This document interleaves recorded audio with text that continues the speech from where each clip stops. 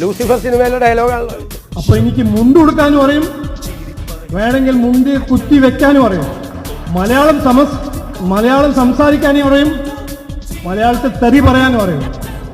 അദ്ദേഹം മുണ്ടെടുത്താലും മുണ്ട് മടക്കി കുത്തിയാലും മുണ്ട് അയച്ച് തലയെ കെട്ടിയാലും ഞങ്ങൾക്കൊരു പ്രശ്നമില്ല. പക്ഷെ അദ്ദേഹം അത് ആ സിനിമ ഡയലോഗ് പറഞ്ഞപ്പോൾ അദ്ദേഹത്തിന് അത് പറഞ്ഞു കൊടുത്ത PR ഏജൻസികൾ പൊട്ടിക്കരഞ്ഞാണ്. കാരണം അവർ ഇത്രയും കഷ്ടപ്പെട്ട് ഈ സിനിമ ഡയലോഗ് പഠിപ്പിച്ചു കൊടുത്തിട്ട് ആ ഡയലോഗ് അദ്ദേഹം എങ്ങനെയാണ് പറഞ്ഞതെന്ന് നിങ്ങൾ കേട്ടതാണ്. പിന്നെ മുണ്ട് എങ്ങനെ വേണമെങ്കിലും കുത്തിക്കോട്ടെ, ഞങ്ങൾക്ക് യാതൊരു പ്രശ്നവുമില്ല. പിന്നെ അദ്ദേഹം തെറി പറയണമെങ്കിൽ പറഞ്ഞോട്ടെ.